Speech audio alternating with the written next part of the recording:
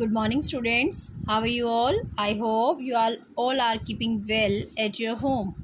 Students, today we will discuss about the next topic of chapter number 1, History Tracing Changes Through a Thousand Year, Old and New Religions. अब इस 1000 year में क्या क्या changes हुए हम उस बारे में पढ़ेंगे related to religion. Important changes of Hinduism happen in this period. Worship of new deity, नए नए देवी देवताओं की पूजा होनी शुरू हुई. More rigid caste system, construction of temple by royalty, and growing importance of Brahmins and the priest as dominated group in society. नए नए इसमें देवी देवताओं की पूजा होने लगी और जो कास्ट सिस्टम था वो रिजिड हो गया. कैसे? जैसे कि पहले जो कास्ट सिस्टम था वो लोगों के काम को देखकर डिसाइड किया जाता था, लेकिन इस टाइम पर कास्ट सिस्टम को किस हिसाब से डेफिनेट किया गया कि जो व्यक्ति जिस फैमिली में पैदा होगा वो उसी धर्म से ही और उसी कास्ट से बिलोंग करेगा. मंदिरों की कंस्ट्रक्शन कराई गई और जो ब्राह्मण्स थे उनको ज़्यादा से ज़्यादा प्रायोरिटी जैसे पहले मिलती थी, अब उनको वो क्या हो गए, एज ए डोमिनेटेड ग्रुप हो गए सोसाइटी में. The knowledge of Sanskrit is earn them a lot. पहले उनको क्या माना जाता था कि जो ब्राह्मण्स है सिर्फ उन्हें ही संस्कृत आती है और संस्कृत केवल ब्राह्मण्स ही बोल सकते हैं, तो उनको उसी हिसाब से प्रायोरिटी ज़्यादा दी जाती थी. लेकिन टाइम 1000 ईयर के आते आते तक इस टाइम पर ब्राह्मण्स की जो प्रायोरिटी थी वो कम हो गई. ठीक है. One major development in this period the emergence of bhakti movement आया of a loving personal deity that devotees could reach without the aid of priest and elaborate the person.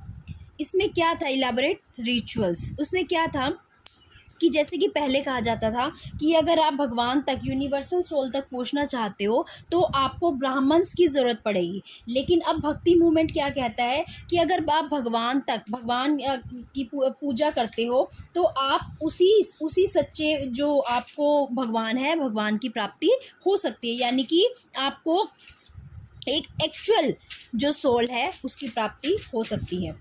New religious appeared in this सब continent. अब इस सब continent पे नए religions भी आए. Merchant और माइग्रेंट क्या लेके आए? They brought the teaching of the holy Quran which Muslim regard as their holy book.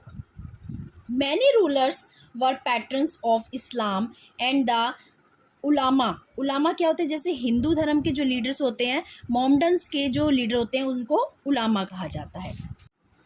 Now, like Hinduism, Islam was interpreted in the various of way. जैसे सियास कौन होते हैं? Muslim who believe that the Muhammad son in law, कि जो ये मानते हैं कि जो मोहम्मद हैं उनके सन इन लॉ आगे नेक्स्ट लीडर बनेंगे, जो एक्सेप्ट करते हैं. सुनीस कौन होते हैं? जो ये एक्सेप्ट नहीं करते कि जो मोहम्मद है उनके सन इन लॉ आगे लीडर बने. वो चाहते हैं कि जो हम उनके पुराने लीडर हैं खिलाफा, वही ही आगे उनके लीडर बने रहें.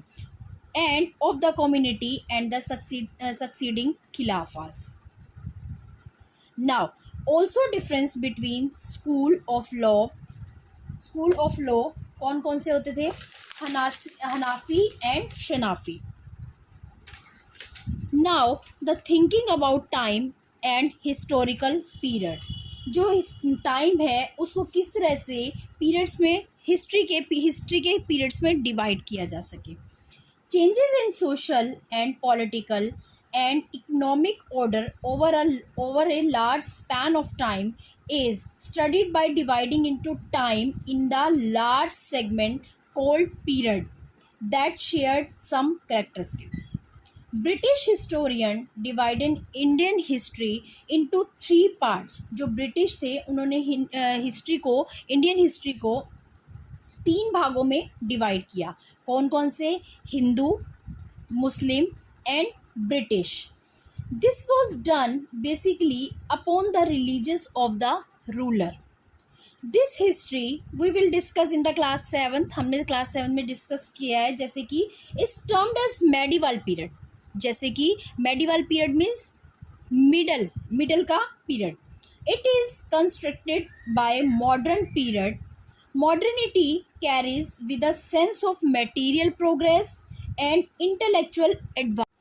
During this 1,000-year, society of the subcontinent reached a level of prosperity that attracted European trading company that comes to on our land to defeat us for new method European and for our wealth, and then get a following a system that make them to rule us। ठीक है, this is all about the chapter जिसमें कि हमने medieval period का discuss किया। तो students, आज हम इस चैप्टर को पूरा रीड आउट करेंगे। आप इस चैप्टर में से, पूरे चैप्टर में से short question answer find out करेंगे। Thank you.